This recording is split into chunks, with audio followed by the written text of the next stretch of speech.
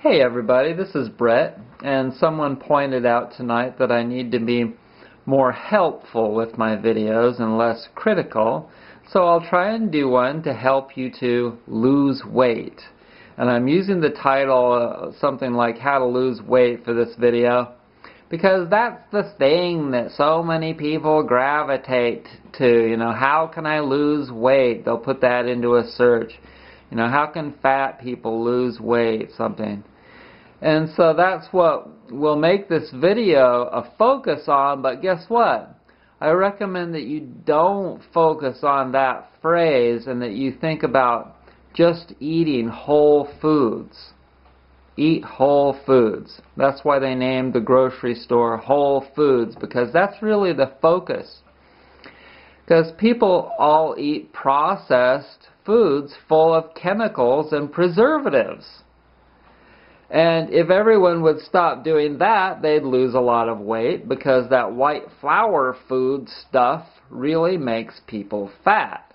And the more chemicals that you consume, or that you breathe, or whatever, the more fat you're going to crave to put on your body to absorb chemicals so that you don't feel them in your bloodstream, and then you can be fat and happy.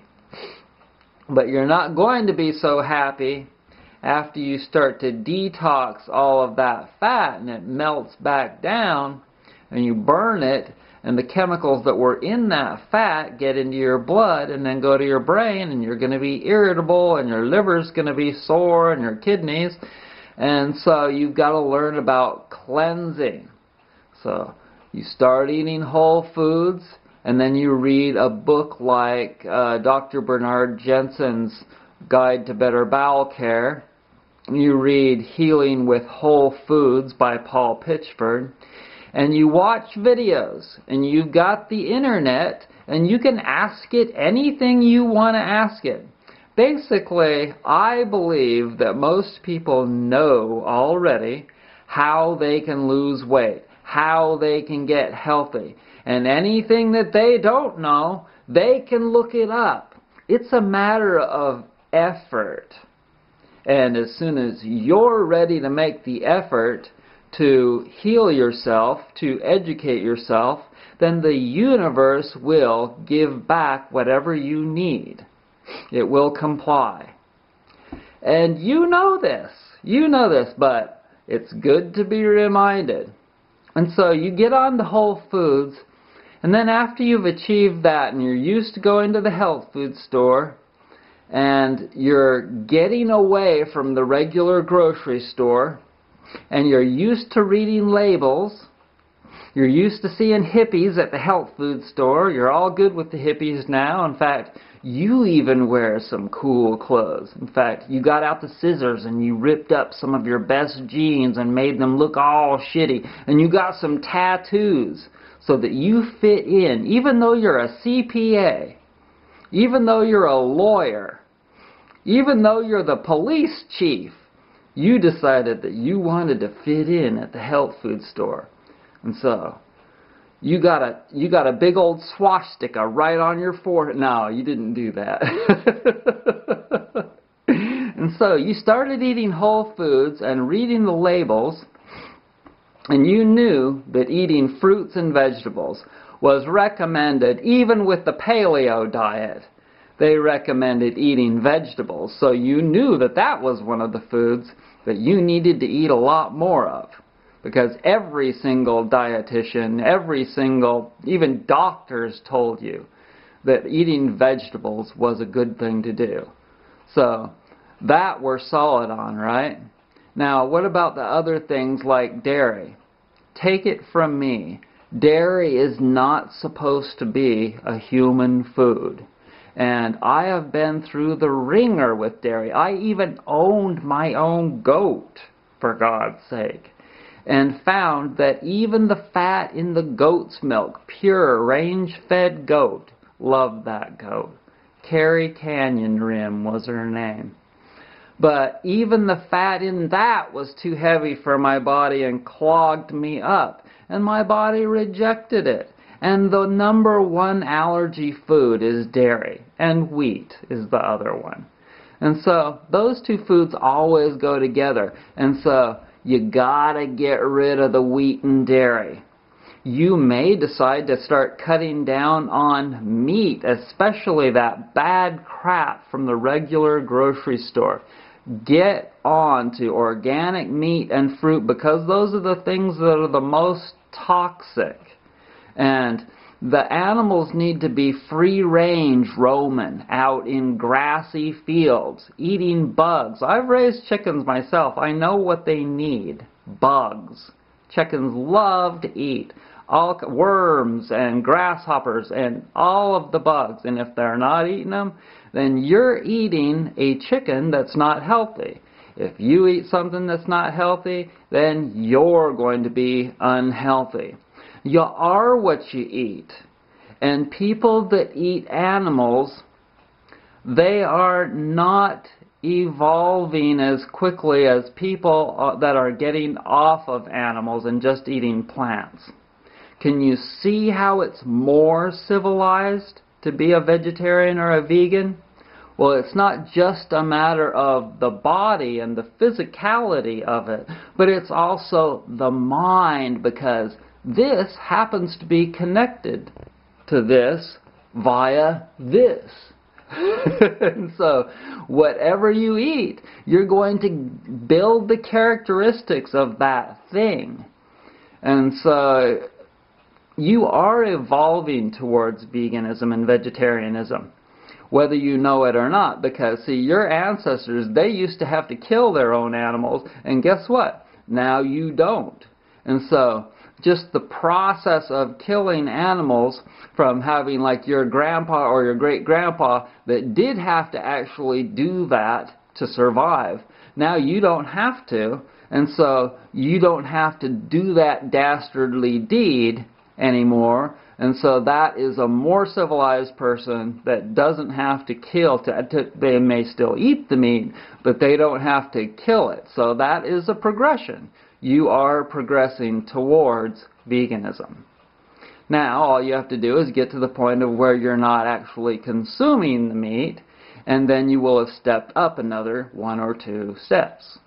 Then, like what I'm doing right now, you have to get used to, year after year after year, not consuming meat. And as you do, you'll see, in the next 2, 3, 5, 10 years, I'll get more and more mellow and a lot smoother in my demeanor. It takes time. And it's going to take you a lot of time to clean out your body and to eat healthier foods that don't leave residue in your body. So you also need to get away from glutinous grains, wheat, rye, barley, and oats. And you also need to get away from the other allergy food that makes people really fat, especially Hispanics: corn and soy. Corn, soy, wheat, and dairy. Those are the bad allergy foods. And those foods cause lots of troubles. There are also foods that can be GMO'd, genetically modified. And so that's going to push everyone even more to get off of those foods. The foods that they're trying to mass produce. Monsanto is trying to produce those in as large quantities as they can, so they genetically modify them. Well, that's going to come back to really kick a lot of people in the ass. But it doesn't have to be you, because you don't have to eat those foods. You can eat the more progressive foods that don't have gluten and don't have characteristics like soy does that cause hormonal problems and too much mucus in the membranes. Soy is kind of like dairy in that it creates too much mucus in your ears and in your sinuses and your throat and your lungs. And so, get off of all those foods. And a lot of people will say, well, there's nothing left to eat. Wrong. There's lots to eat. There are dozens and dozens of varieties of beans. There are dozens of varieties of nuts and seeds. There are zillions of fruits and vegetables, and lots of seaweed too. And then you need to learn how to ferment vegetables. You can go get yourself a good book off Amazon and learn how to ferment vegetables. You can watch a zillion videos on how to make sauerkraut. You can learn all about eating raw foods. And so you get to this point of where I am now, which is a diet of fruits, vegetables, nuts, seeds, seaweed, and beans, partially cooked and partially raw. And then you start to modify the diet so that you eat less and less nuts and seeds and avocados, and more vegetables, more fruits in season, and then when it's not fruit season, not too much of that. And you're eating millet as a grain, quinoa and amaranth, buckwheat, and wild rice. And there might be a few other ones that are somewhat acceptable. But those are the main grains that you're consuming. And you can get going in the beginning with eating rice bread, brown rice bread it's in a yellow package and it's in the frozen section in most health food stores. Food for Life, I believe, is the name of the company. So, you consume almond milk as a substitute for milk. And you may find some almond cheese. You also consume other white foods like coconut milk, or you use shredded coconut right out of the bulk bin in the health food store. It's cheap and it's got a lot of saturated fat, but it's not an animal-based saturated fat that's going to clog your body. It's a saturated fat that's going to give you satisfaction as a substitute for dairy. You need to eat a lot of peanut butter when you get off of meat. A lot of people, I did anyway, because peanut butter is a great substitute for meat.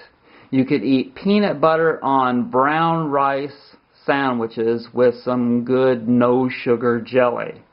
And you need to learn about what is sugar. Is all sugar bad? No.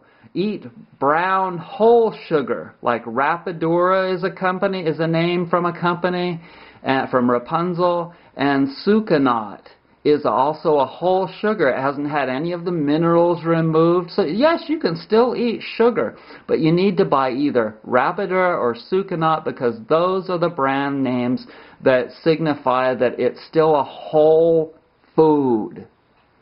Read the book, Healing with Whole Foods, and then learn about cleansing. Dr. Bernard Jensen's Guide to Better Bowel Care. Learn about sprouting. Maybe even go to a place like the Tree of Life near Tucson in Gabriel Cousins' place. And go on a raw food diet for a month or two.